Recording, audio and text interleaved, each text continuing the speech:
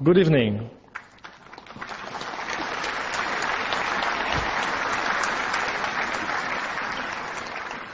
I'm Jean-Louis Chameau, the president of Caltech.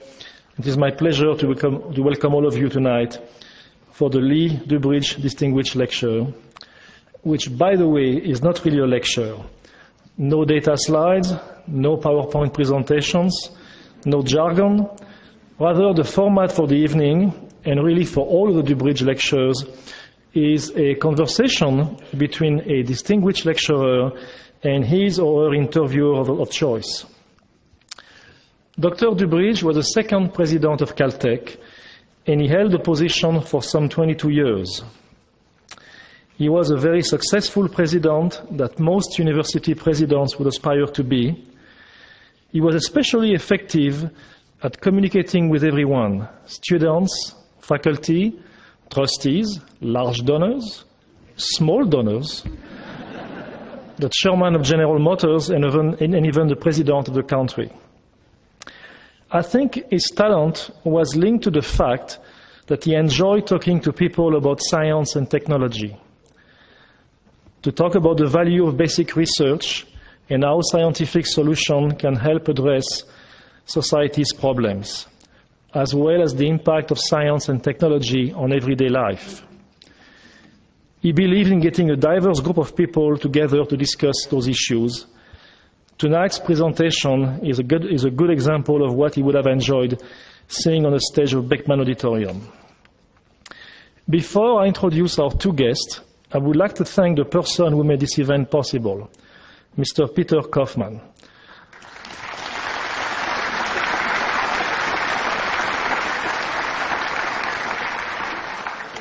Peter is the CEO of Glen Eyre, and he edited the book Poor Charlie's Almanac.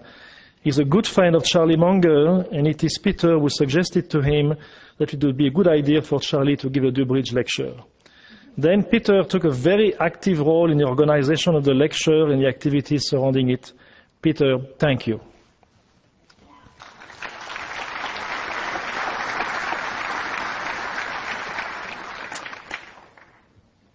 We are fortunate to have as a 2008 DuBridge lecturer what I would call a rock star of the financial world, Mr. Charlie Munger. For years, Charlie has been half of a financial partnership that is apparently a force which cannot be stopped in the world of investment. He and his good friend Warren Buffett have always made quite the team, but as you will find out, and many of you know, they also handle solo acts extremely well. Witnessing Charlie on stage at the annual shareholders meeting of Wesco Financial last year was for me a truly energizing and exciting experience, and one I would recommend to all of you. It's an event not to be missed.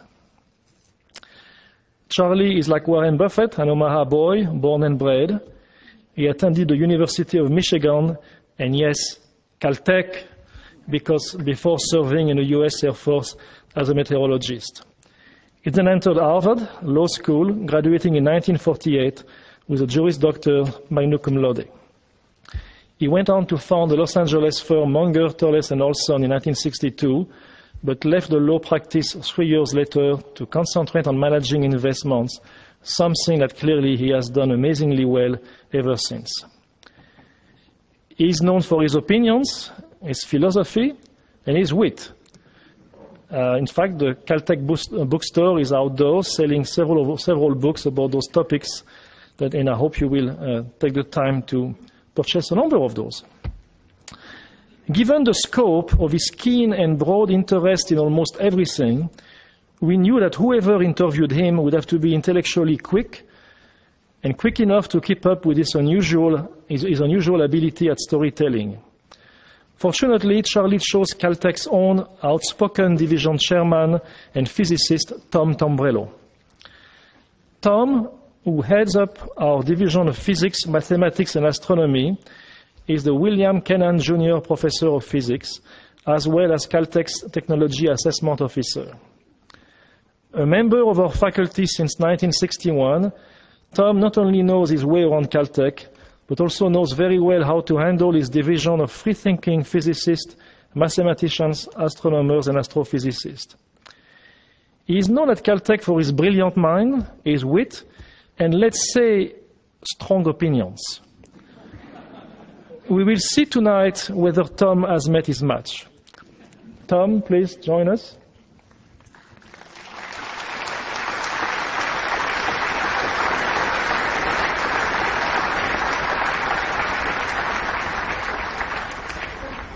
And now it is my great pleasure and honor to welcome our 2008 DuBridge Distinguished Lecturer, Mr. Charlie Munger. Thank you. Thank you.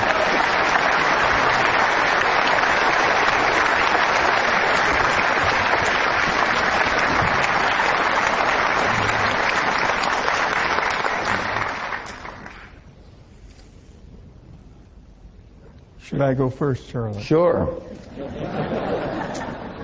Well, I hate to add to my president's introduction, but he left out some very important things about tonight's lecturer.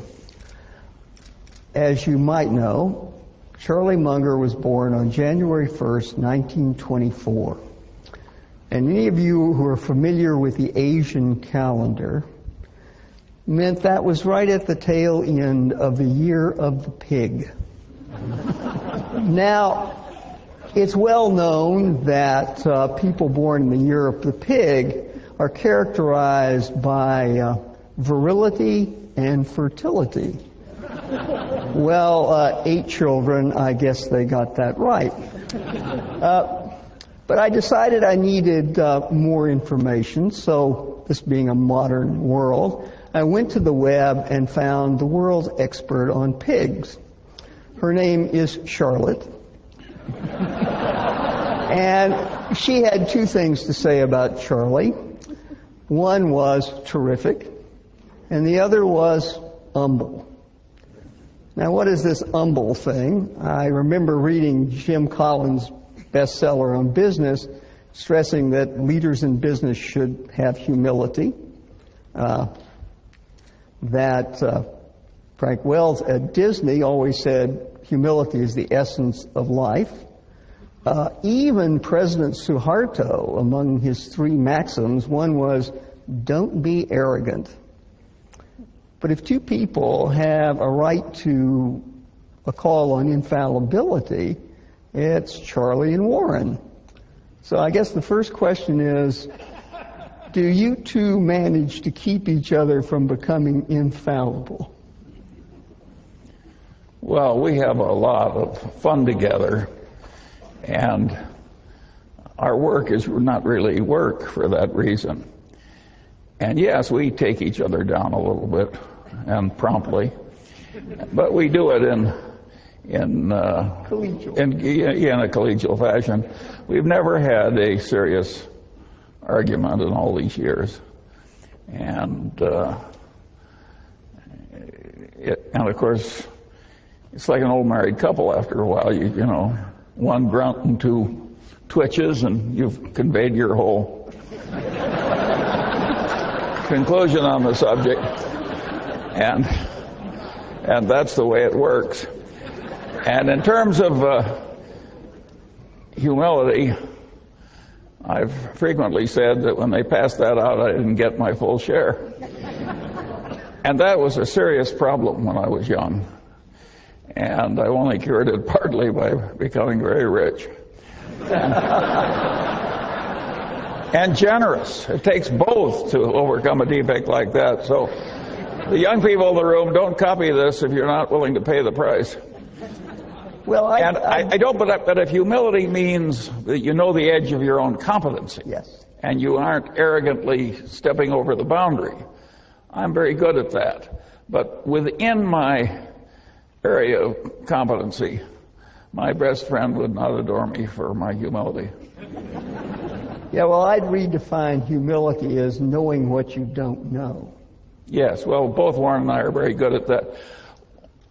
One of these guys at the Berkshire meeting from one of the foreign publications said, why do a couple of guys in a little place in Omaha do so much better than all these powerful minds and great institutions. And I said, well, I think Warren and I know the edge of our competency better than other people do. And that's humility in the Tumbrello sense, and that is a very important thing to know. I say over and over again, it's not a competency if you don't know the edge of it. You are a disaster if you don't know the edge of your own competency. Warren frequently says, I'd rather deal with a guy with an IQ of 130 who thinks it's 125 than a guy with an IQ of 180 that thinks it's 200. That second guy will kill you. And so it is very important to know the edge of your own competency. I thought I would speak tonight a little bit on my favorite subject just as a talk, and after that just take questions from Tom of any kind he wants to answer. What I'd like to talk about briefly is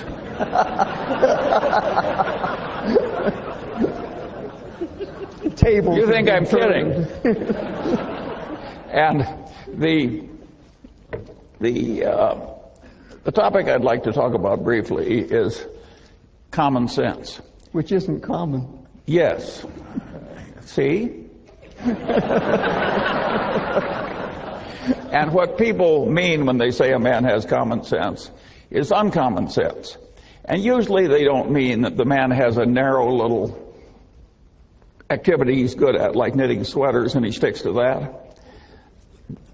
What they mean is a man that can operate over a pretty broad range of human territory without making any big boners.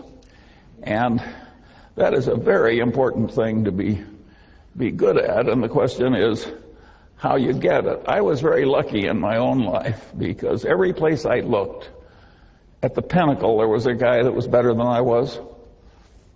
And one of my father's best friends was a great surgeon with a vast mechanical ability.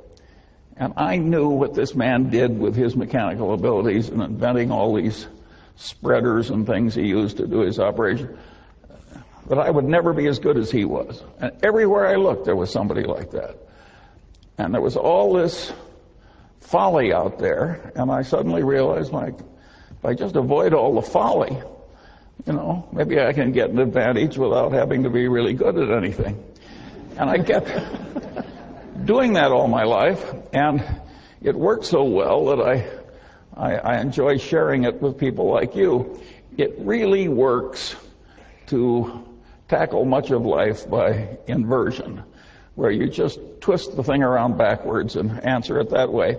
I have to give problems to my children, and once when I had all of them together, I said, well, there's an activity in America. There's a one-on-one tournament, and the national champion became the national champion on two separate occasions, 65 years apart. Name the activity. And 7 of my children could not remotely do it. The 8th is a PhD physicist, and he did it very quickly. And what he did was he just turned it around. He says, it cannot be athletic. And he realized that no 85-year-old was ever going to win an athletic thing with the neurological and other deteriorations that are so evident tonight on the stage.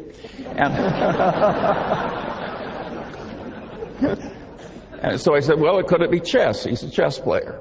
And he realized that no 85-year-old was ever going to be the U.S. chess champion. He knows what a chess tournament is like. But that led him to checkers, a game that you could almost master with enough experience. And of course, that was the correct answer. It took him about 15 seconds. All kinds of problems like that look so difficult. If you turn them around, they are quickly solved. And so this process that I've gone through life doing of identifying folly and trying to avoid it has worked wonderfully for me. Another trick that I got very early was that I loved big ideas that had a lot of instructive power. And I liked them so well that I didn't mind when they were in somebody else's territory. I just went in and took the ideas. So I paid no attention to the territorial boundaries of academic disciplines.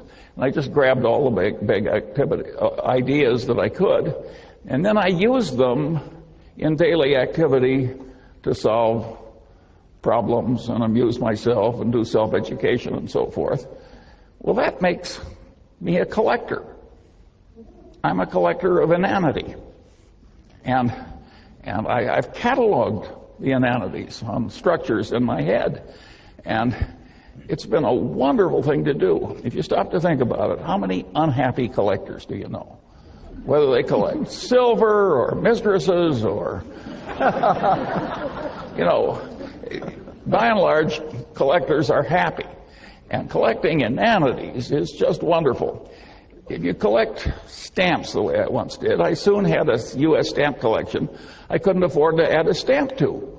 Well, what fun is collecting when you can't afford the next stamp? When you're collecting inanities, there's never a shortage. And there's all this low-hanging fruit. We had one this morning from the governor of New York. That was pretty expensive fruit. Well, but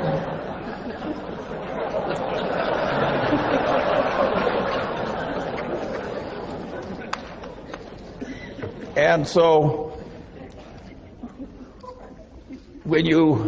this is just a wonderful activity, and it's amused me and instructed me all my life. And another thing that I got into when I did that was to be very interested in seeing how these ideas interplayed together.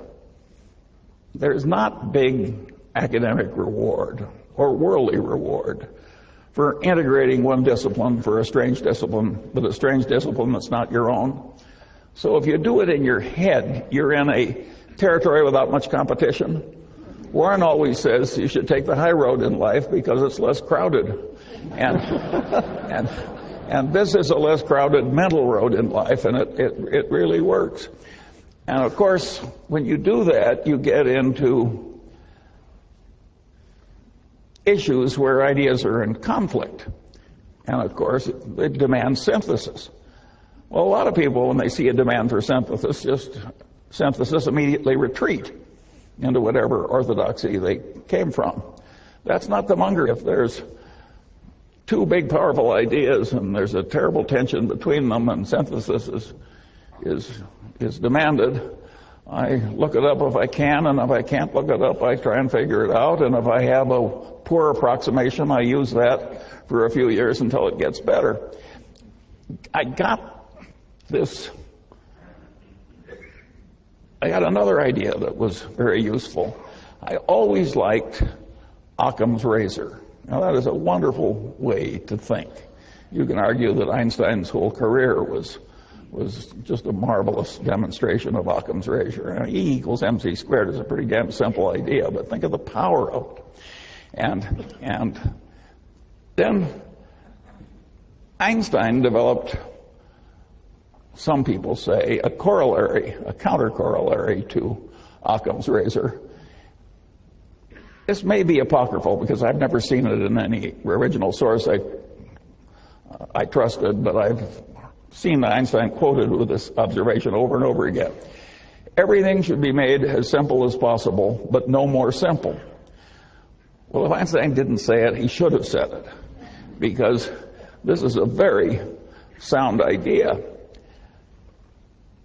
I later developed a supplement to that corollary.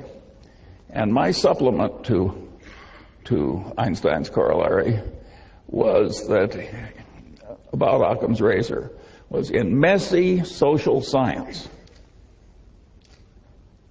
if the result you're observing is a Lollapalooza, look for a confluence of multiple causes, multiple forces operating in the same direction. I got to that idea when I was trying to explain to myself how the Moonies were able to get some student to come out for a weekend in the country. And at the end of the weekend, the guy was a brainwashed zombie who was the slave of some megalomaniac nutcase for the rest of his paltry life. And this is obviously a Lollapalooza result, and so I looked in academia for an easy, correct answer to this, and of course I didn't find it. I finally stumbled across a popular book done by some psychiatrist founded by the Rockefellers, who had studied the last work of Pavlov. And Pavlov had these dogs in these cages, and when the Leningrad flood came in 1920, it went right up to the dogs' noses, and they damn near drowned and died, but didn't, and the stress was perfectly horrible. And they'd all been conditioned to have these dog personalities, and when the waters receded, the personalities had reversed. Well, Pavlov, being a great science, spent the rest of his life giving nervous breakdowns to dogs and trying to reverse those breakdowns. And this is not pretty reading, but it was very instructive. And I realized that the Mooney methods and the involvement of stress was clearly part of it. I also realized that the psychiatrist did not have an adequate explanation. Well, finally, I stumbled into psychology, in which I'd never taken a course, and so I just bought the 3 main textbooks in Psych 101 in the country, and I riffled through them quickly. And, I could pick up the 20 main ideas in social psychology very easily, and when I used them as a routine system, I could see that the Moonies were using about 6 of these things in combination with the Pavlovian stress, and just as the dogs' brains snapped in the Leningrad flood, the Moonies have a term in their conversion method causing the target to snap. Same damn idea. And I found that very interesting. And because I'd reached a conclusion, a very unpopular, unpolitically correct conclusion that I've just given you, because it gets into religion's conversion is a tough subject. But at any rate, it satisfied me, and so I expanded it into this corollary of looking for a confluence of causes when you see a Lollapalooza result in social science. And that has been enormously helpful to me, because I find that a lot of social scientists have a weird mania where they twist everything into whatever little concept they started with. Again, it's that old saying, to a man with a hammer, every problem looks pretty much like a nail. And I have worked hard to avoid that problem. And of course, if you grab the big ideas in all the disciplines, by definition, you're a man with multiple tools. So you're less likely to commit the inanities of the people who twist every problem into being a nail. Well, at any rate, there were a series of tricks like that I used as I went through life, and it was amazing how many times I'd find something that I could easily solve with my little bag of mental tricks that had missed other people who were eminent in their field. I could go right into their territory sometimes and see more clearly than the professional denizen how his conclusions fit into the bigger picture. Again, this is a very dangerous attitude to have in ordinary social discourse. But it's a very good way to invest money. And at any rate, that's the kind of a peculiar man you have here tonight. And of course, I idolized Ben Franklin because I identify with him. Of course, he was so much more talented than I am. It's just a joke to make the comparison. But at least he was a totally self-educated man that wandered over a vast amount of territory and was pretty competent over the full range. And a lot of Franklin's knowledge was psychological too. He was a great observer of human nature, and so there are implications, of course, in this attitude of mine in academia. And the implication is very simple. Social science in America is very poorly taught. And the people who are the denizens and the people that they teach are way more incompetent than they need to be. The solution is to get all these social scientists or the ones that have the capacity to do it at least, so that they are comfortable across the boundaries of disciplines and see where the ideas conflict. Let me give you a simple example. If you went around Caltech and asked people, where do the laws of chemistry not apply? Practically everybody would say, well, they don't work in a hot plasma. No big deal. But if you ask a bunch of people that have taken the main course in economics and have gone on to business school in America, and you say, well, you're selling something in which is measured in units, and you want to sell more units. Do you raise the price or lower the price? Well, they've seen supply and demand. You lower the price. Then you say, tell me the occasions on which, if you want to sell more units, you raise the price. Now, this is an intelligent group. You've been through social science. I'm giving you some time. Will anybody who has the right answer raise his hand? Yeah, luxury goods. That's what do. About 1 in 50 comes up with the idea of luxury goods. Right. That the price is sort of a signal that it's high quality, and if it's not a signal of high quality, it's a way of bragging to your friends that you have both discrimination and money. But one other interesting example is the one that happened to my Caltech educated friend Bill Ballhaus, who was CEO of Beckman Instruments, a company founded by another eminent Caltech professor. And Ballhaus had in his business collection a company that made some complex gizmo that they sold for a lower price than the other two gizmos in the market, and yet it was much better, and it had lousy figures. And Ballhaus took one look at it, and he realized that it was a gizmo where if it failed, it imposed enormous costs on the owner of the gizmo, and he recognized that the price being low was sending the signal wrong in reverse. This can't be very good, or it would. So he raised the price enormously and sold way more units, and of course the profits went up at a truly dramatic way. So these idiots that can't answer the question are leaving a lot of money on the table that a man like Ballhaus knows how to get. And the world is just full of opportunities like that for people who get the main points and go across it. But of course, that's not the main answer to the question. That's just the Ballhaus byway. The main answer to the question is very simple. Suppose you raise the price and use the money to bribe the other guy's purchasing agent.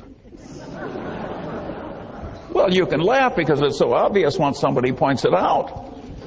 But who was raising his hand over that one after all the fancy education you've had?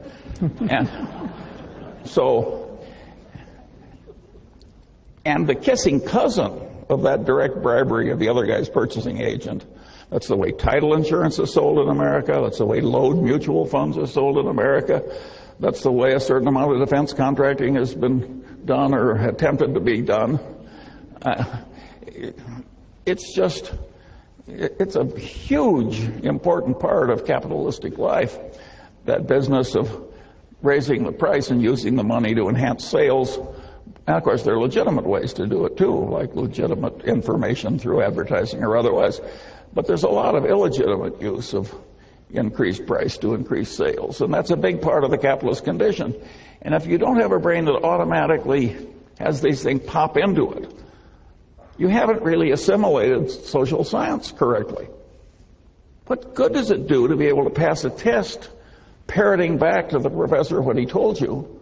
Well, that'll get you an academic label, but it won't get you the many millions of dollars Ballhaus made by raising the price, and it won't get you really fabulous investment results in life if it takes some imagination. If you don't see how all these things work and how they interplay, and of course, the way to get that competency, like any other competency, is to adopt the necessary elements and practice using it over a considerable period of time and a considerable area of complexity. And now, get to a really interesting question. Can we fix the social sciences so they aren't such total horses' asses? And the answer is yes. Is it likely to happen? The answer is no. It will happen eventually because, well, here I'm going to lose my humility prize. I had a guy in the Harvard Law Review ahead of me. He said to me once in the course of an argument, he said, "Charlie, think about it for a while and you'll agree with me because you're smart and I'm right." Great argument. Well, the liberal arts are going to come to the Munger system in due course because they're smart and I'm right. It can be done better, but it can't be done better with a crazy reward system that allows people to be as silly as they are in many departments. I always liked the story of P.J. O'Rourke, who said, you know, he says, the last communist dictator of Albania was a pure communist. And he finally threw out the Russian embassy because they'd lost the pure faith. And then he kicked out the Chinese communists because they'd lost the pure faith. And he said, finally, he was only comfortable with two places in the world. One was the communist dictator of North Korea, and the other was the English department at Yale.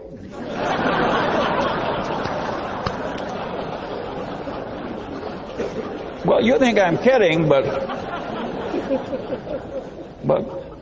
there is a lot of extreme craziness in some of the liberal arts, and they select people who share their craziness.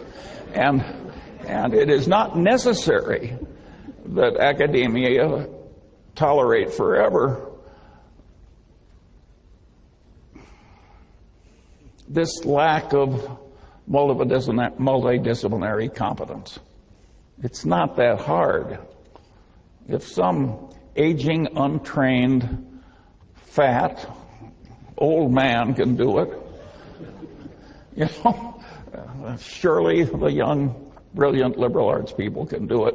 It will take a different incentive and a different system. It might even be that a place like Caltech could do it, but they'd have to get a rather unusual person to do it for them. Oh, all right, now I'll turn it over to... Well, I'd like to...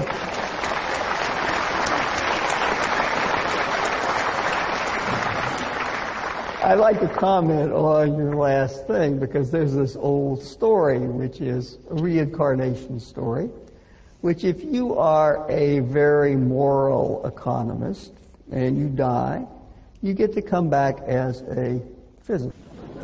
But if you are a very immoral economist, you get to come back as a sociologist. And the story actually has some truth to it, because we're talking about the degree of linearity. Physics, for the most parts, is a linear subject. Cause and effect don't get intertwined. Whereas my wife's father invented something in sociology which shows the intrinsic non-linearity, extreme non-linearity of the social sciences. And that was the self-fulfilling prophecy. Yes, indeed, it was invented by Robert King Merton. And what it says, basically, is if Charlie were to say something about the state of the economy tonight, by God, by tomorrow morning, the reporters who are here would have it in the newspapers, and something might actually happen to the economy. Whereas if I said something about the economy, in fact, exactly the same thing as Charlie, everybody would say, ho-hum, what does he know? And so that shows the powerful non-linearity of that exists in the social sciences. In other words, the problem partly is they're extremely complex, and the fact we haven't come to grips with them means we haven't dealt with that non-linearity appropriately. Comment? I think you can do it without the fancy math. Better than they're doing it now. We agree completely. Now, I want to cite the example of another great Caltech man. When I was at Caltech, right across the court was Thomas Hunt Morgan. And I always thought the faint odor that I smelled was his damn fruit flies. And later, I started paying the research expenses of an ecologist, Garrett Hardin, whom I really liked. And he had trained here at Caltech under Thomas Hunt Morgan. And he told me something about Morgan that really fascinated me. He said that in that day when they didn't have computers and when the main calculating device was the Frieden calculator, everybody in Caltech had endless Frieden calculators, except Morgan. And he pretty well banned the Frieden calculator from the biology department. And when they said, "Why are you doing this?" he said, I'm like a gold miner in 1849, and I can walk along the banks of the river, and I can use organized common sense and pick up these enormous nuggets of pure gold. And as long as I can do that, I'm going to use my scant resources to pick up all this gold, and I'm not going to revert to any placer mining, sifting the statistics for faint traces of something. And I love that because that's what I've done with my life. I just picked up the obvious things that were on the riverbank with organized common sense, and I'm glad to quit claiming placer mining to people who like a lot of boring gravel sifting. So I think that a lot of the people who are trying to fix the social sciences will make it worse by going into these very involved computations because they get into math very soon that they can't handle. And they're walking right by great boulders of gold on their way to this non-productive math. This is not an intelligent way to go at the problem. Yeah, well, that's something you've talked about earlier, this attempt at false precision. Terrible. Warren and I always say, we cite Keynes. Better to be roughly right than precisely wrong. Right. We see over and over again people who know how to use these computers now. And there's a big complicated problem with multiple inputs. Some of it can be carefully measured and some can't. So they just horribly overweigh everything that can be measured. This is truly asinine. But you're in the insurance business, so I'm going to be a professor and tell a story about derivatives. 20 years ago, I decided my wife and I decided to build a house on a tropical island. And yet, they had hurricanes. And, being a Caltech professor, that's a risk I didn't want. So I constructed a financial instrument, which was build a house and buy an insurance policy. Hurricane did come, damaged the house severely, and now, more out of blind, dumb luck than skill, I cashed the check from the insurance company about 2 weeks before the insurance company went belly up, because the insurance company had only insured houses on this island. And therefore,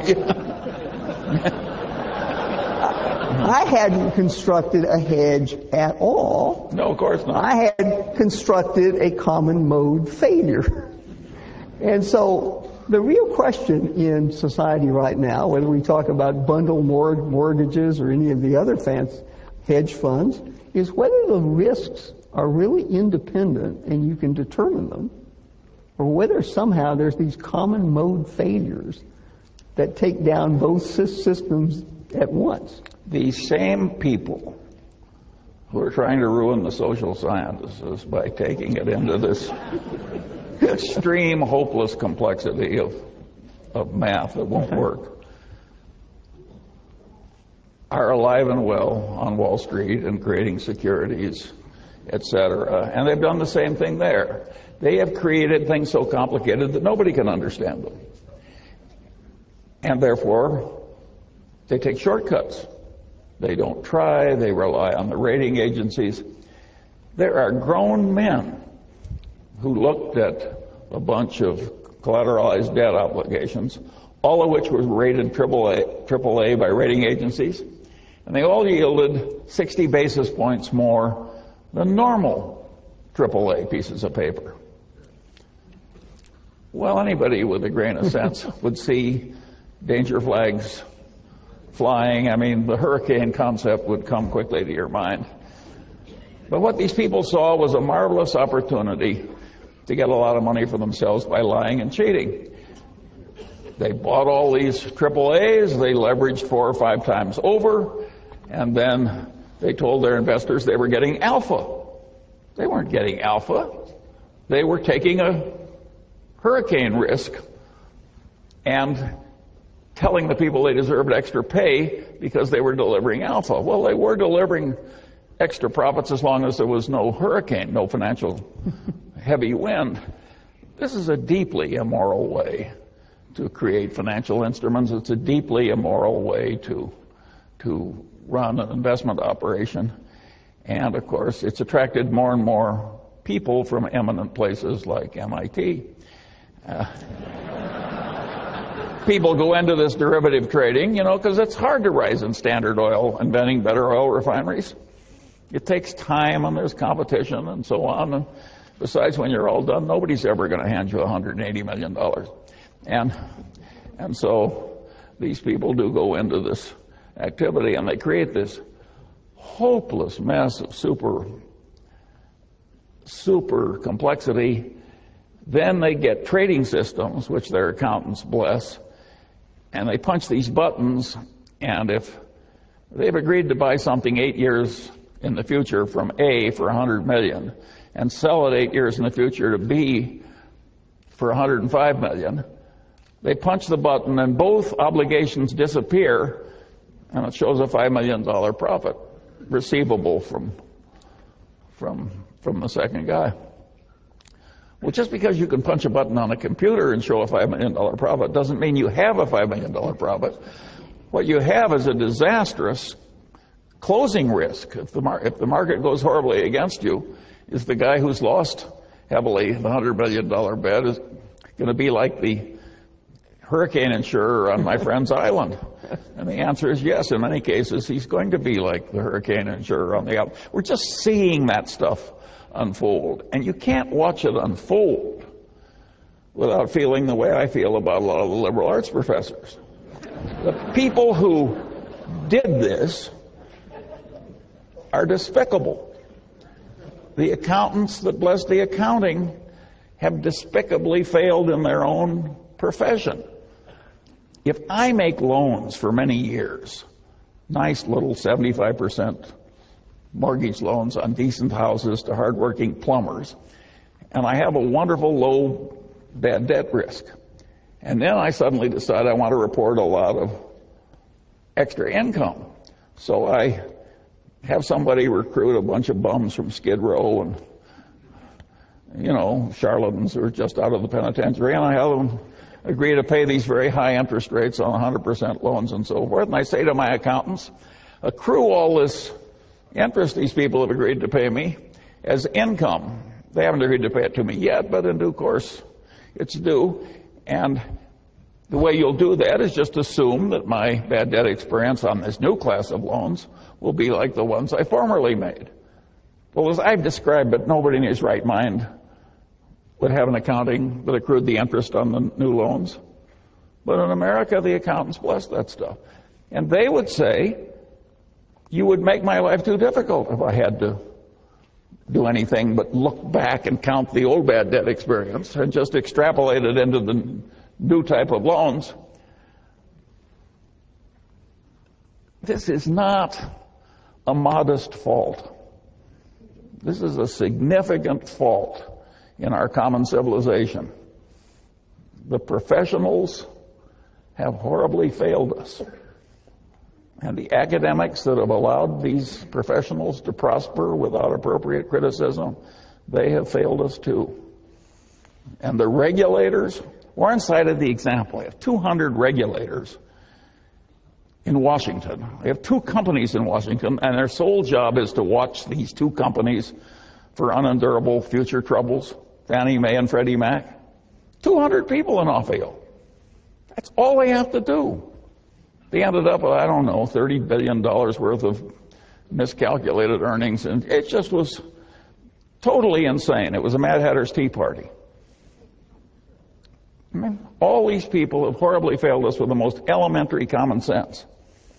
Nobody ever said, look, this is too difficult, at least for the kind of people you have doing it.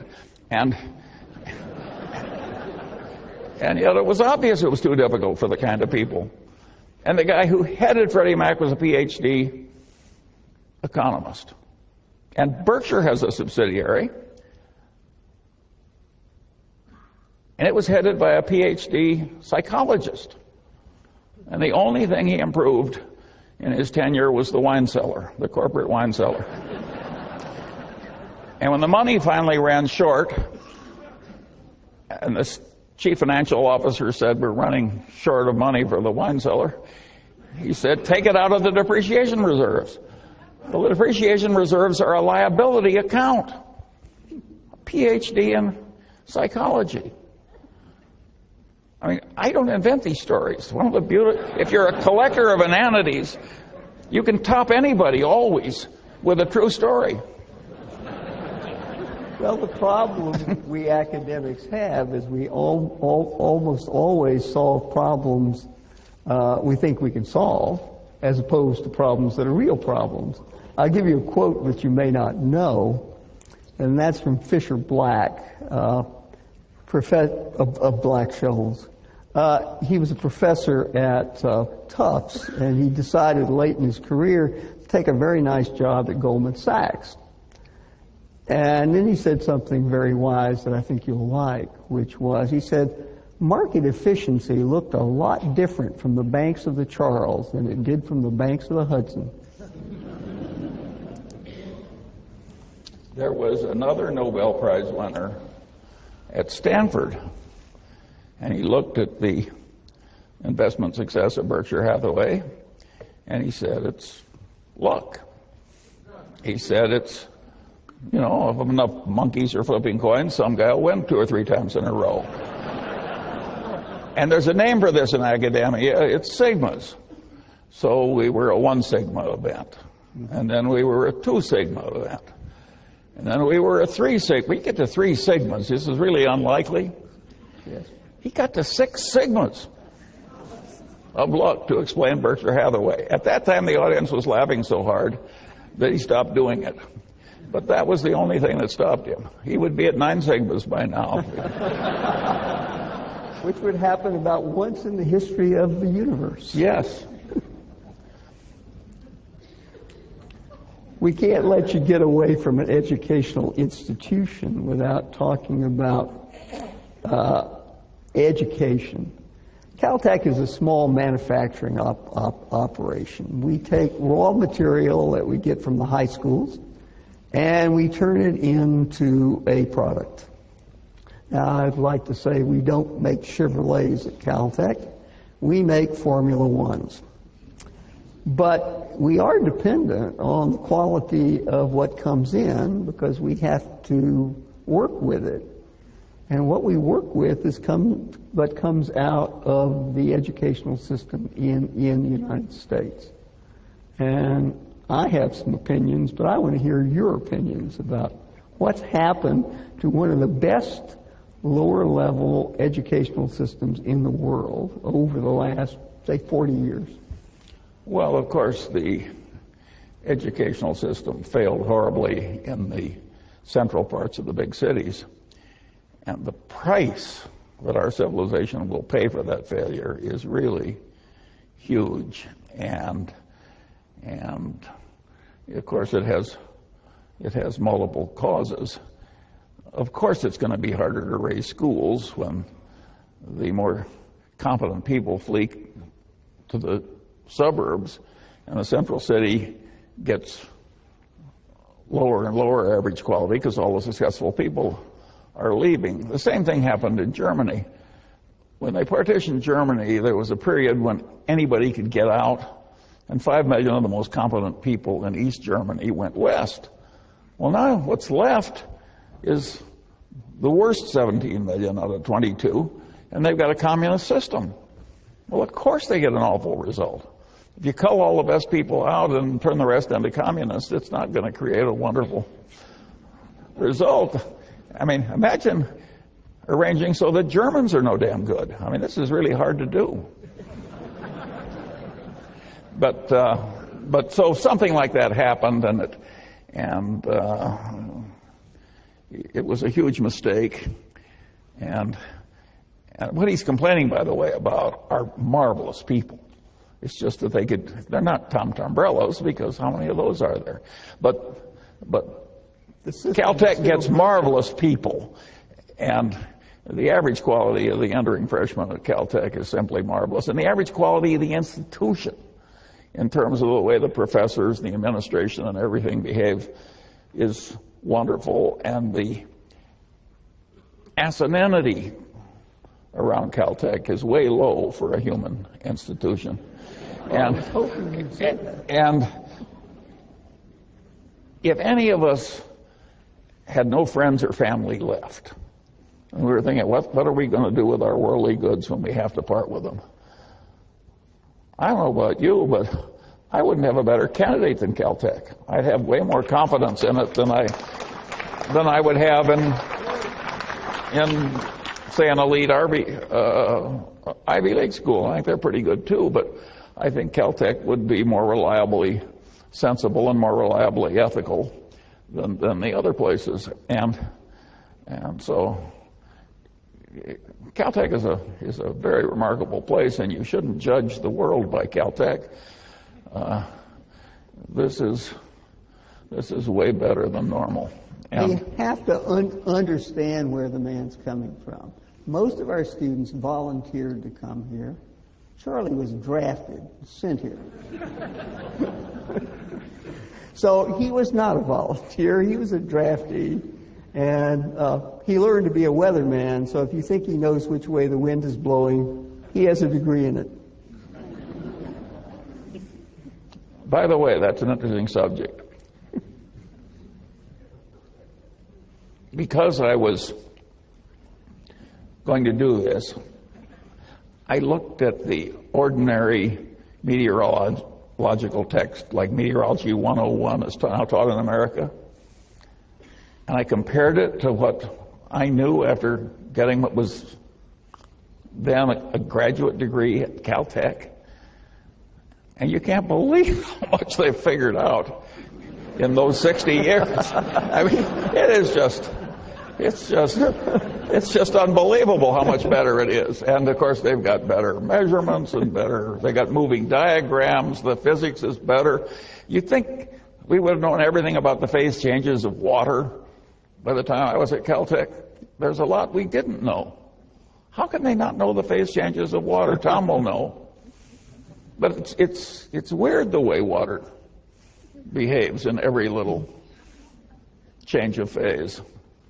It interacts differently with radiation, right? We've learned a lot of stuff. There's your Ben Franklin story. I was listening to the Saturday noon broadcast of the Metropolitan Opera. How many of you listened last week? Yeah. Lucia de Lammermoor. But in the last part of the opera, there's a very eerie piece from the orchestra. You know what instrument it was? The glass harmonica, invented by Benjamin Franklin. So there was a man who really understood all sorts of things, from bifocals to very interesting musical instruments. Self-taught, he played 4 different musical instruments. It's just a casual. He had a broad range. Indeed. He sang pretty well too. I'd say if anybody saved this country by getting the French to come in and help us with the British at Yorktown, it was Franklin. Yeah. Bill, I noticed at dinner that he was gazing at us from the wall of the library. I know you're a fan of Jared Diamond. Jared Diamond gave the commencement address at Caltech last year.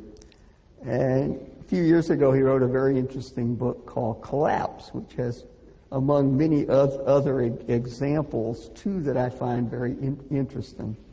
One is, of course, the collapse of the Vikings colony in Greenland as the weather got cold again. The Eskimos who'd come in from the north, of course, didn't notice it. They were eating seafood. The Vikings were eating sheep and cattle, and when those disappeared with the colder weather, they starved to death. The other was Easter Island, where they got into a mad race to create some artificial economy of building the great stone heads. And, of course, destroyed the ecology of the island and ultimately themselves. I thought, that can never happen now. So I have to tell a story from about 30 years ago when I was still consulting at Los Alamos, and a friend of mine worked in something called X Division, where they made things called thermonuclear bombs. And we were having a conversation about the competition.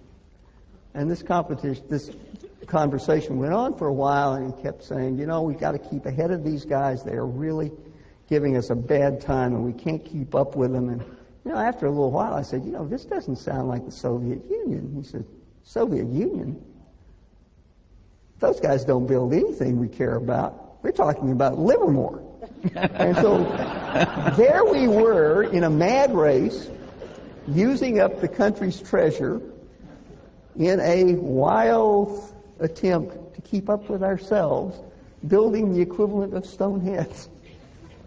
So are we doing anything like that you see in our society, Charlie? Are we building stone heads or competing with ourselves when the real competition is doing something else? Well, sure, but you go into the really fundamental tensions of multidisciplinarity.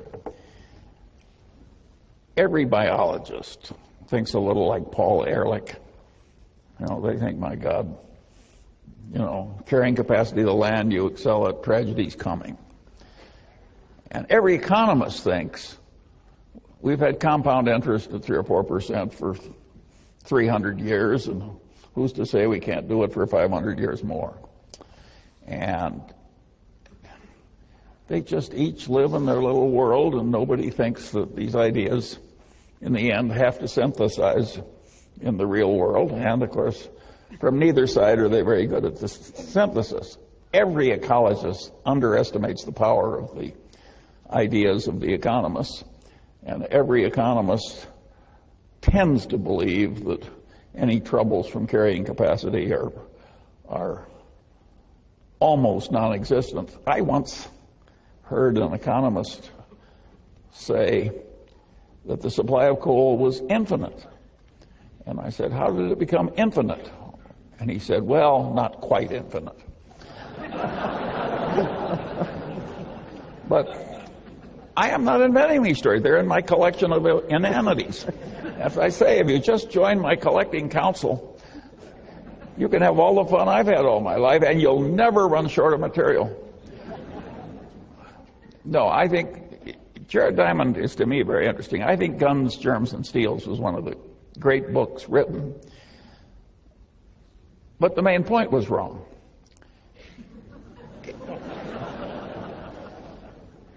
Jared really believes that the people in New Guinea were just like a bunch of literate Jews in Berlin in 1890, except that they wore loincloths and were illiterate. But that's a delusion. The genetic evolution continues to work after you get a civilization, and man's breeding patterns will reinforce it. will reinforce and accelerate and change. But the genetic evolution doesn't go away, and it's really stepped up. That's why all these dogs are so different when they're all descendants of the wolf. I mean, what you can do to change nature when you start breeding with some selectivity, and so at any rate, I can understand why he was wrong on that, because he lives in academia and it's not politically correct to accept there could ever be any genetic difference between individuals. If you say, have you noticed that Zulus are taller than pygmies, they just look at you like you're spat in the fireplace. And it's a social error. But they don't say that they're exactly the same height. They just look at you with detestation.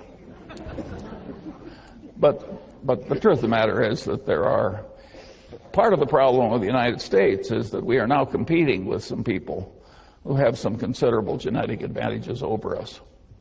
They're called Chinese. I don't know why the Chinese, mired in a Malthusian trap and under an idiotic system of government, got a genetic mix that was so good on capitalism when it was unleashed. That's a very interesting question. But some kind of selective breeding happened over there. I see my friends adopt these Chinese girls who are utterly discarded from the remote hinterlands. And one of my granddaughters. Well, I've now seen a sample that's so great, I say I'm not like this idiot professor at Stanford who, 6 sigmas of luck. There's a reason why these girls are working out so well. In many cases, way better than the people who had their own children. And we are starting to have a very major competition with a group of people who, on average, have some genetic advantage over us. I happen to like it. If the Chinese displace the mungers, some of whom are here tonight, my attitude is bon voyage.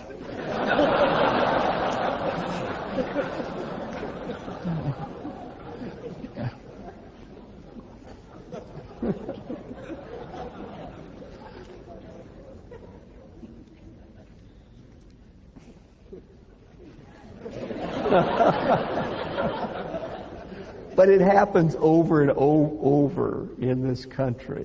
When my grandfather came at the end of the 19th century, 13 years old with a 9-year-old brother by themselves, illiterate, impoverished. I'm sure the people in the U.S. despaired that these Sicilians were coming into the country and it was going to be the downfall of the place. Of course, maybe it was. But they did survive, and they did bring their parents and their younger siblings over. And so each generation seems to have absolute despair at the people coming in, but they save us. I call this the vampire economy, that the U.S. lives on the fresh blood of immigrants. And each group gets replaced by another group. Yeah. But I think we could safely take in a whole lot of Sicilians, and we'd get about the standard number of Tombrellos. But if we try that with the Chinese, we'll get way above a standard number. Of course. You got it. The Sicilian blood is run thin. We need to be replaced by something better. No, I don't say it isn't a tough blood. I just say that I don't think we'd get more physicists out of Sicily than we. Which reminds me of one of my favorite true stories. When Shockley was at his craziest, he tried to recruit all these Nobel laureates to donate their sperm so that the next generation could have the advantage of all this selective breeding. And he came to, I think it was Muller, a famous Nobel laureate, and Muller said to him, well, he says, you're barking up the wrong tree. He says, what my sperm has given America is 2 guitar players. He says, if you want to have Nobel laureates, you better look among the immigrant illiterate tailors. On that,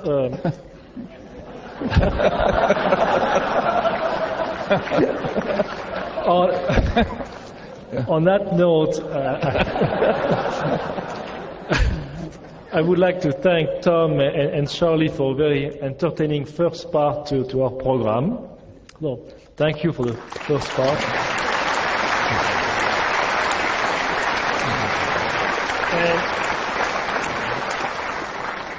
And now we would like to allow some time for some of you to ask questions. There are a number of microphones which are in the hallways here, and you should come to the mic and mention who you are and ask only one question very briefly. And from Charlie. Charlie, I would have to tell you, I have to say that we have at Caltech a large number of physical scientists, life scientists, engineers. We also have a few social scientists. So there may be a few questions here from our social scientists. Go ahead. Hi, Mr. Munger. Whitney Tilson, a Berkshire shareholder from New York. Usually at the Wesco meeting, I ask you a business-related question. We're not at a Wesco meeting, not a business meeting. So let me ask you a political question. Last night, I was at the dinner in Omaha that Warren hosted for the DNC, raising money for the Democratic Party. And there he gave a very eloquent... I'm very sorry to hear that. Well...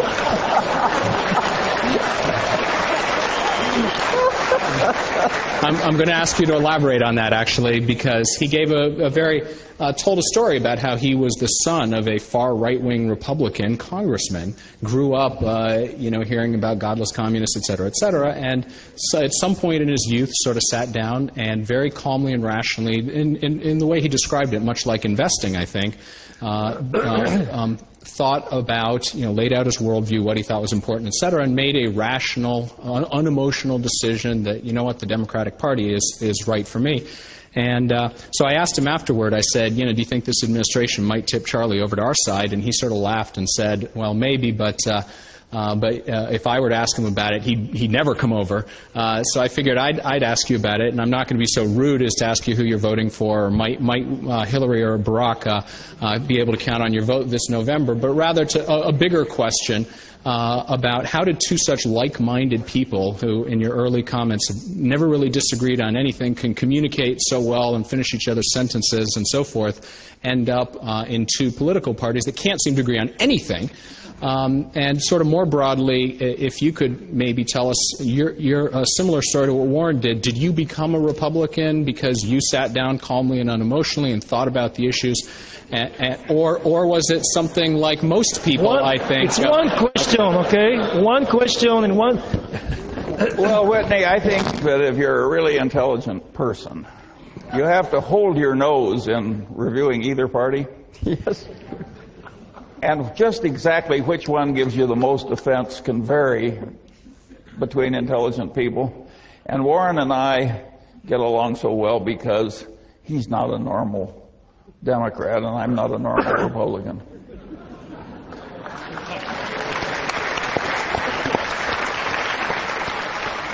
Go ahead.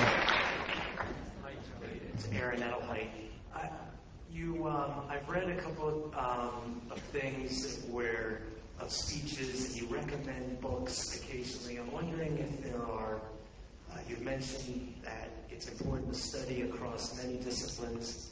Are there a couple of books, 3 or 4 on your mind, that you'd recommend, ones that you've recently read, or ones that would help in what you've talked about? I'm going to duck that here because I've got a crowd of cult members at the Berkshire Hathaway meeting coming, and that's where I'll do that one.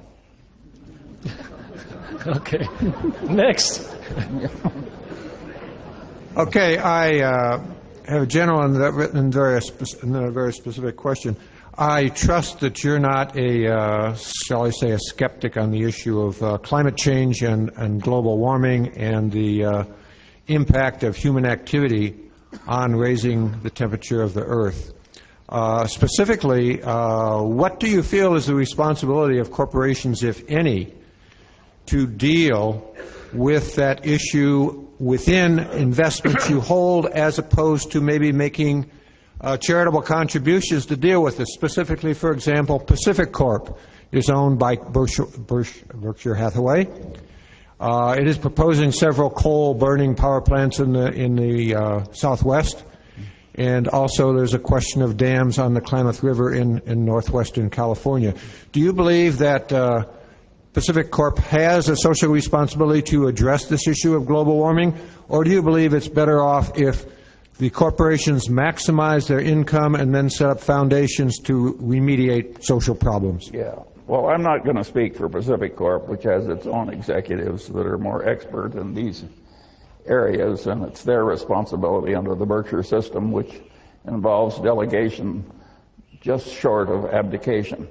And but on global warming, I can give you an easy answer. Do I think there's some global warming caused by increased concentration of carbon dioxide? Yes. Do I think it's nearly as big a problem as Al Gore thinks it is? No. And I think some of the solutions that are proposed by these true believers that are so excited about global warming have created some of the biggest entities of all. And the worst of the entities that makes me grieve for my fellow citizens is trying to turn corn into motor fuel. This is one of the world's stupidest ideas. And it involves partly something you would agree with. In figuring the cost of the corn, they don't count anything for the topsoil that's lost with every corn crop, which any ecologist would care about terribly. So the whole thing is just asinine. It shows how this true believer stuff, which gets onto a cult-like mania, can cause terrible failures of cognition, like turning corn into motor fuel.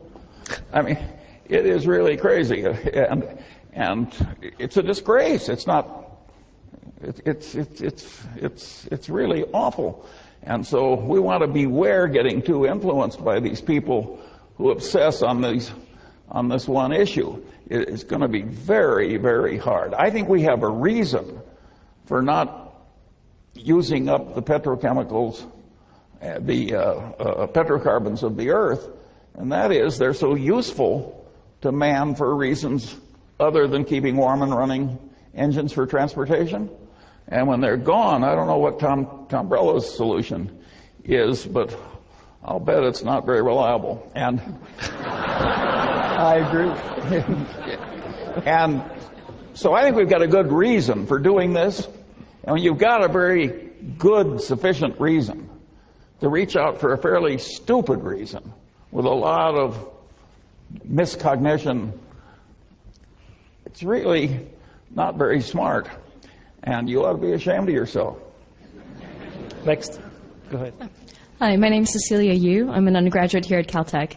And when I heard you talk about the space race, it kind of reminded me of the recent 50 years in space celebration. And one of the best speeches I've ever heard given by an astrophysicist named Dr. Joe Tyson. He mentioned that the Apollo race actually created one of the greatest impetuses in America for for scientific advancement and the advancement in education.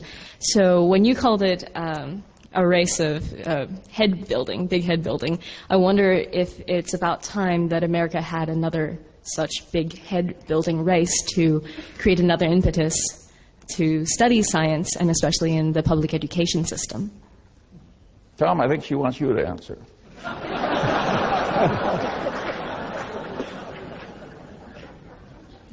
Well, I'll be happy to, but I'm probably even more opinionated than Charlie. Be hard. I think the great adventure of our time has been to explore the reaches of the solar system with robots. That the robots can go there, they're not affected by radiation, they're not affected, and they last forever. Voyager was launched before you were born, and it's still out there exploring the edge of the solar system. There are lots of places that our machines can go and tell us what the adventure is, and we don't have to send men to do it. Frankly, I think it's a bit like building those stone heads on Easter Island. You can see why I asked for Tom Tombrello to be here. It diffuses the natural antagonism. Go ahead. David Winters. You've got a negative Lollapalooza effect in financial markets today, Charlie. Any thoughts on how this plays out? Well, when it's this bad,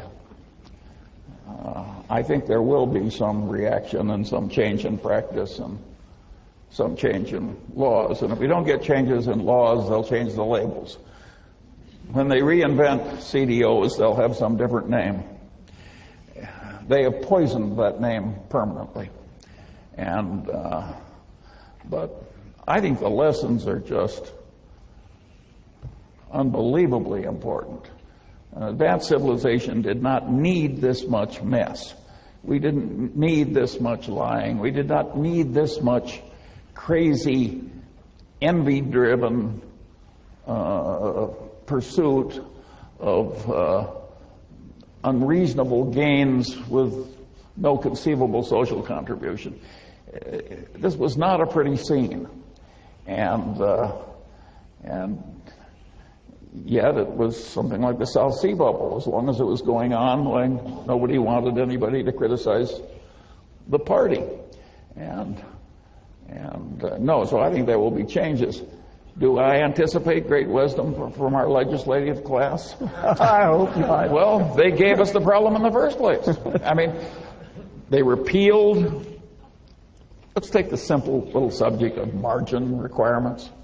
Mm-hmm. In the 20s, we had a great mess caused by 90% loans against stock and rampant speculation and so on.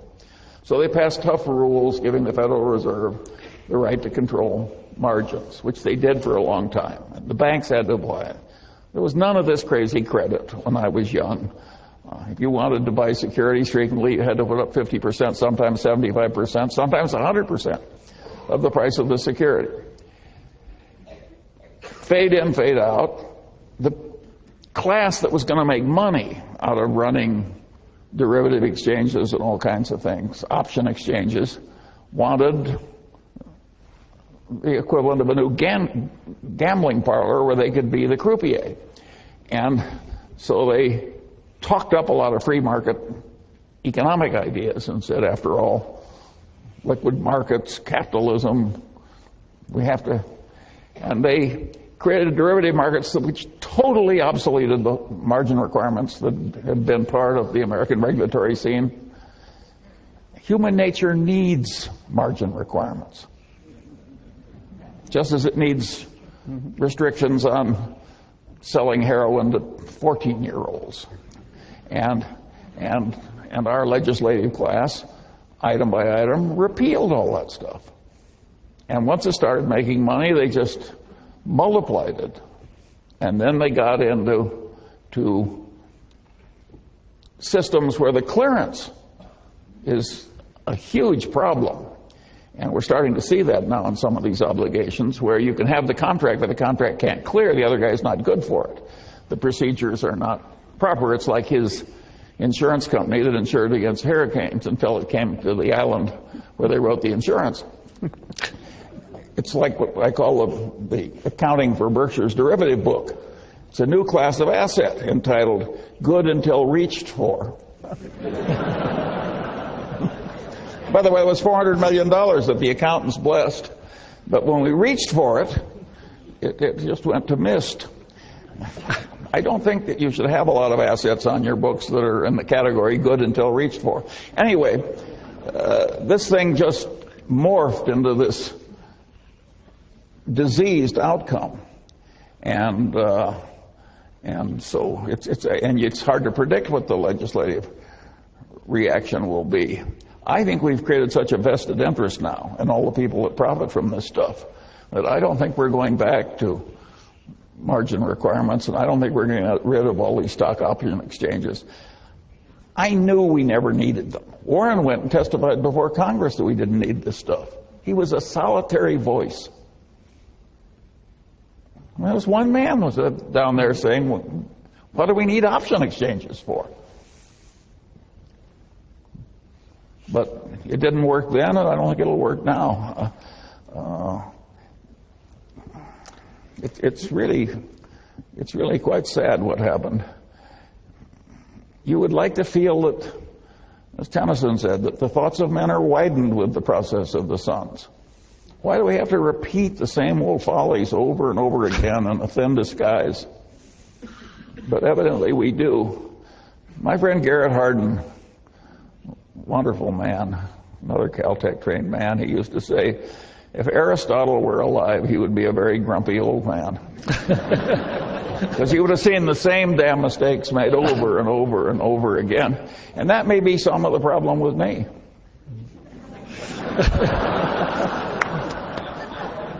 Next question. It happens quicker. You don't even have to die to get in this condition. Hi, my name is Brett Herkenoff. Yeah. I wanted to know what you think the most important career or academic experience a young person could get today would be to become a great investor in the future. Well, I think it helps to have a generalized competency in dealing with words and numbers and quantities and concepts. And of course, it helps to practice with that competency. And then, if you collect follies the way I do and stay away from the follies, when you're as old as I am, you'll be a rich old man. Okay. Next one. Good evening, Mr. Munger, Professor Tombrello. And by the way, I'd rather be you.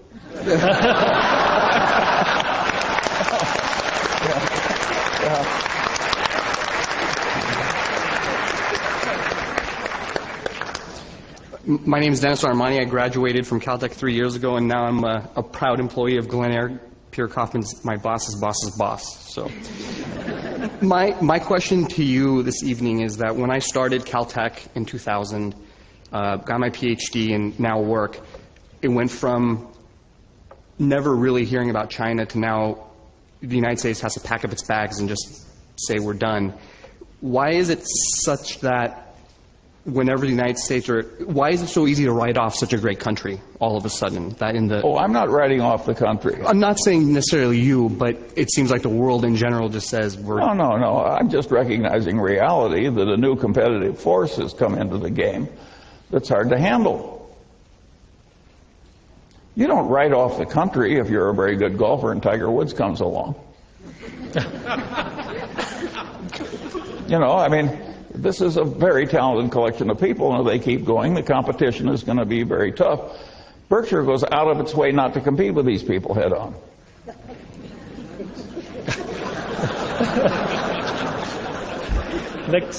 Next question. Now, if you think you can handle it, well, all I can say is anybody smart enough to graduate from Caltech with a PhD and go to work for Glen Eyre does not need any help from me. You have it made. And you don't have to worry about China either.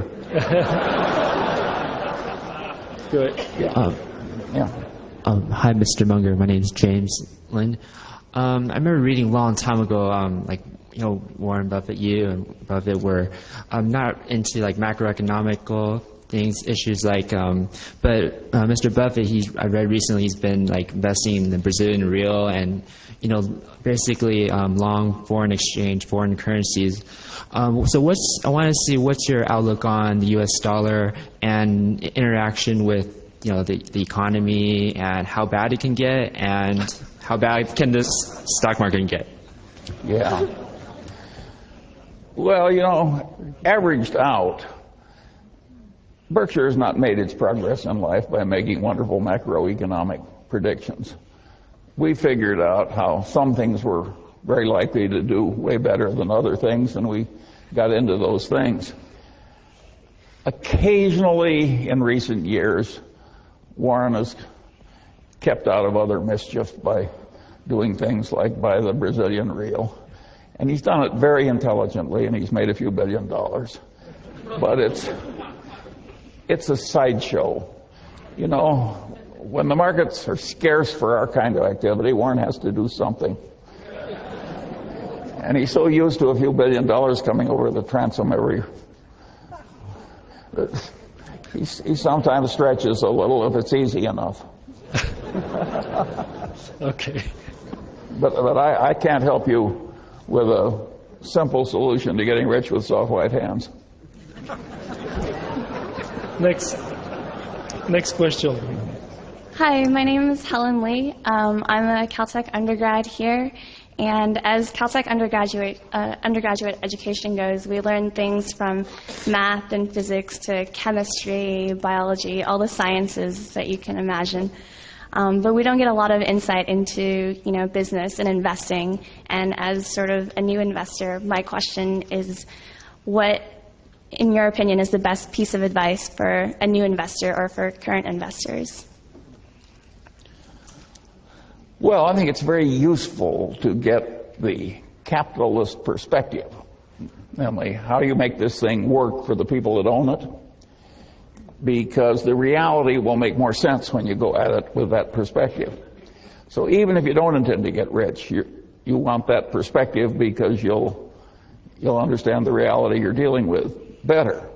So I think you mentally want to make yourself an investor as part of the proper training of your mind. And since you have to do it anyway to improve your mind, you may as well get rich while you're doing it. And so if you underspend your income while you're alive and keep learning and collect all the bonehead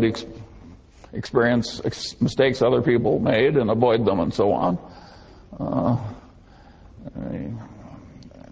I would confidently predict that you'll do just fine. But there's no one book or one idea or something that's going to do it.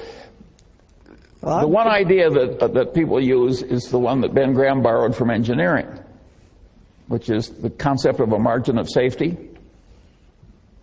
In other words, factoring in all the probabilities, you want a bonus probability. You want a margin of safety in what you're doing.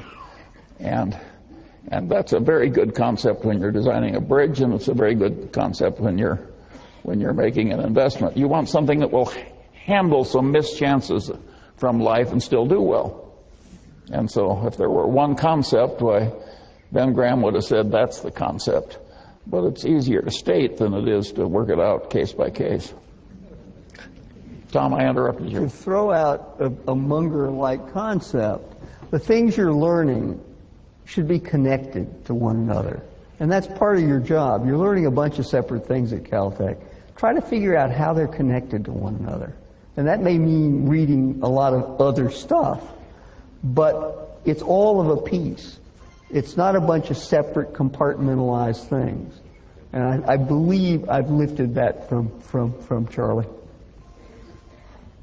Yeah, but all this stuff is really quite obvious. That's it. And yet most people don't really know it in a way where they can use it, which is a very interesting educational problem. Next question. Hi, Charlie. Welcome to Caltech. My name is John Lee. I'm the president of Caltech Falun Gong Club. And the Falun Gong is a movement in China, and which is persecuted by the Communist Party now. I came from China, so the strategy you were talking about, raising price to bribe the purchasing, is very commonly practiced right now in China, so it's nothing new. And that is not unknown in the United States either. Actually, I think they are also buying American president. I know that in 1998, when I went to the Chinese consulate, they were giving us such instruction to pay for the American president candidates. Anyhow, I think a big money or economic growth in a country with morality going down is very dangerous for this society, for this world, as which has been verified in the Second World War. And I think right now, many people have paid attention to the human rights abuses in China. As you may know, the communist culture is totally different from traditional Chinese culture. And the Communist Party is using their power to persecute all kinds of people and supporting. Can you please state your question? Yeah. My question is, right now, well, many people like Steven Spielberg are putting a pressure on the Olympic, but some of the big American companies are still sponsoring this Olympic without paying attention to the human rights abuses. What do you think? Question. What is your question? What do you think about this company should do? Should they sponsor Olympic? Question. State your question. Yeah. Should this international company sponsor these Olympic Games which still have human rights abuses? Thank you. Well, my answer would be yes. I figure that China is a nuclear power. We have to get along with China whether we like it or not. There would be nothing much more asinine than creating a lot of needless tension with the nuclear power, and particularly one which is improving decade by decade from its worst condition. So this idea that I think getting along with China and sharing in their pride with their Olympics is a very good idea, the human condition being what it is. Thank you.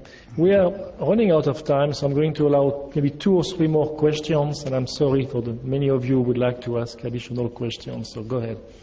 Hi, Mr. Munger. My name is Greg Ragney. This is my first time seeing you in person, and it's a real pleasure. I was pleased to hear you speak about common sense and the Lollapalooza effect and your lattice work of mental models. I'm wondering if you could give us a specific example of how you integrated these ideas to recognize a great investment.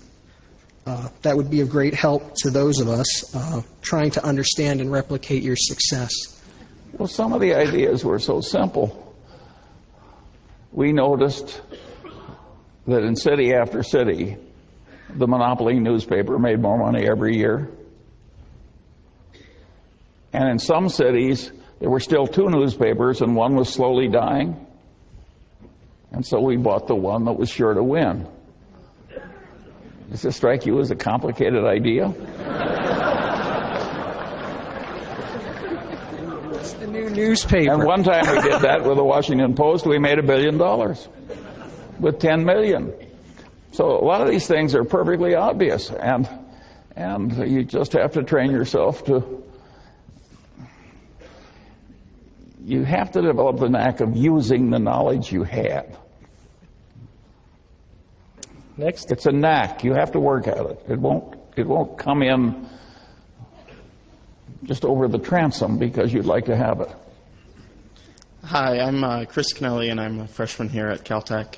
And I was wondering, what do you say what you can see into the future, what the biggest issue and maybe its runner-up are for what is going to be the dominant concerns in the future? Some people say like China's rise is a big issue, or environmental collapse. What in your mind are those big issues? Well, the issues that could do us in, of course, there's a big nuclear war, the successful mass use of pathogens. These would be very, very serious things, to put it mildly. And of course, something could happen that we don't anticipate. I would not predict that environmental collapse is going to be the big killer of human beings. Man is a very clever creature, and when things get tough, we can do all kinds of things. The guy spoke about global warming. If we want to change the temperature of the Earth, once you're talking about trillions of dollars, we can change the reflectivity of the Earth. 30% of the solar radiation, it just bounces back. And we have things like mirrors. The difference in reflectivity between a really good snowfield and a black body is the difference between 95% and zero in terms of reflectivity. And so there's a lot of potential. And the guy who I remember first suggesting changing the reflectivity of the Earth was John von Neumann. Probably some people would say the greatest mathematician of the last 100 years, but certainly he was up there. And so I think all kinds of things we can do to... The shortage I see is, it all gets back to energy. If you've got enough energy, you can do practically anything. And of course, Caltech is way ahead on that. They've examined all the options, and they're all for using the sun better. That's the correct answer. And I think man will be clever enough to do it, and if he doesn't like the temperature of the Earth, I think man will be clever enough to change it. And so I don't have the environmental terror a lot of people do. And that's from a man that gets very nervous on the way we treat cows. I do not like the fact that the average dairy cow in the United States is kept pregnant by artificial insemination 270 days a year. I suspect that many hormones in the milk is not a good idea. Now, I don't know whether it is or not. But I know enough to raise my eyebrows. So I think there are all kinds of things that we will learn to change. And by the way, that may be one of them. So I think man will be clever enough to avoid the worst of the environmental troubles. Whether man will avoid the other troubles, I'm way more negative. I think the folly of man is up to some pretty extreme things. Imagine Adolf Hitler taking over a civilized country like Germany. And he could have won. I mean, to some extent, we were quite lucky in that war. When I went into the Army in January of 1943, a year after Pearl Harbor, I was drilling in the mud with wooden guns. I mean, we were very lucky that we had all these oceans and that we broke their codes and we had these wonderful scientists and that Hitler kicked out all the brilliant Jews. We just had a lot of good fortune. And the next time we may not be so lucky. So I would argue that the next time we should be wiser. Okay, next question. Good evening, Mr. Munger. My name is Mike McGowan. I live in Pasadena. I'm a Wesco and a Berkshire shareholder. The fellow about one ahead of me asked my question and you answered it. So I'm going to kind of rephrase it. You've spent a really interesting life looking for the truth in a number of situations and then have acted upon it. Whereas other folks in Wall Street and in academia and in other cultures seem to, even if they see the truth, they don't follow it. They find it easier or what have you to follow their fellows in doing this. What is it that you've done that you could suggest or that seems to be a model for these guys kind of discarding the opinions of their fellows and pursuing something that would really be, as you said, developing the knack for this? I think to some extent I was naturally disrespectful of the received wisdom, and I wanted to figure it out better. And I think to some extent that was an inherited disposition. And I turned what many people would regard that horrible lemon into lemonade. But I don't know. I think you can make that kind of lemonade out of my kind of lemon. I don't know if you can do it out of marshmallows. Okay. Next question. Good evening, Charlie.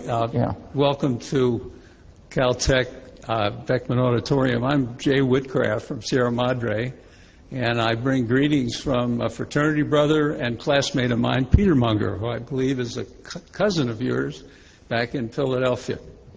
My question is, I'm in the Sierra Madre Foundation, and we have a problem. It's a small town, 11,000 people, 3.5 square miles, and we're trying to keep our budget together. And because of a cutback in taxes that we used to get from the state, we're hurting for money. And I wondered if you have any suggestions as how our city could help us, or how our foundation could help the city do better with our budget. Well, lots of luck. Fixing the reactions of politicians in government to deal responsibly with financial problems. This is a big order. And I think you'd have way better chance of doing it in Sierra Madre than we do in Los Angeles. It's almost in the nature of things that the politicians will make all kinds of promises and do all kinds of things to please the voters and sort of put off the obligations until tomorrow. And so they're constantly building up a great load of future obligations. And they're constantly posturing for votes as distinguished from really trying to get the right answers. And of course this causes problems. And it's no fun to suddenly have to chop activities out of your accustomed lifestyle. And I solved the problem for myself in my own way, and I'm afraid I'm going to have to leave you with the problems of Sierra Madre. Final question. You upheld Benjamin Franklin repeatedly for his ability to master many disciplines, and you spoke a lot about the humanities and social sciences and Wall Street. I'm exactly half your age, and just in my lifetime, I've noticed a big shift in the incentive structures and everything from university admission to youth sports as well as the workplace in rewarding specialization. Do you think that, is there any alternative way that you can think of to reward multidisciplinary success as opposed to the very high degrees of specialization that seem to be what gain people status and financial reward? Well, of course, we should have high degrees of specialization. And if you get a nice little cancer in some ghastly place, you will not want a guy that really understands Proust. You know,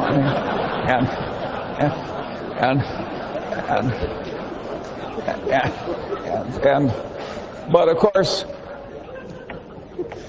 it's my argument that you can be quite competent in your specialized field and also have the common sense over a broad area if you work at it appropriately. Let's take the case of Newton. More than half of the powerful creative period in Newton's life was totally wasted on alchemy and theology. And in the remaining half, he managed to create quite a distinction in his chosen profession. He had power to burn. Now let's assume you're not Newton. You're just a good guy who's going to be a good mechanical engineer. No? Don't you think you could get a general competency? Just as you might be a good engineer and also play golf? There's plenty of time to do it without ruining your specialized competency. All you have to have is the will and the technique. And every hour you delay in doing it, it's just you're just increasing the chances that you'll remain in the shallows. Now, most people are happy in the shallows. After all, there's always somebody that's in a shallower place. Thank you. Yeah.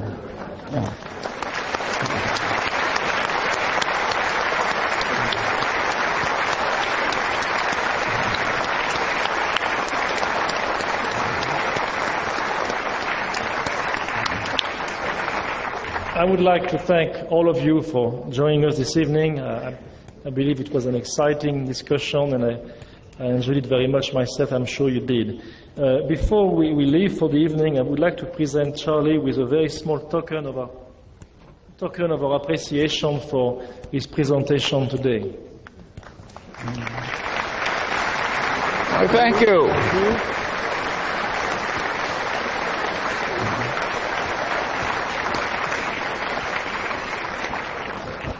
And as you leave the auditorium, you will be offered the possibility of not purchasing, but of taking one of those DVDs, thanks to the generosity of Peter Kaufman. And it is an interesting DVD. It's a 2-hour show on science. There are very few of those. It was made by a number of PBS affiliates. It's being shown all over the country on PBS stations. And what is even more exciting, it's 2 hours on science, and it is entirely done at Caltech and JPL. And I really encourage you to get one of those. I think we have enough for, let's say, one per family or one per small group. Please make sure you get one before you leave. And join me again in thanking Charlie Munger and Tom Tambrello for the delightful evening.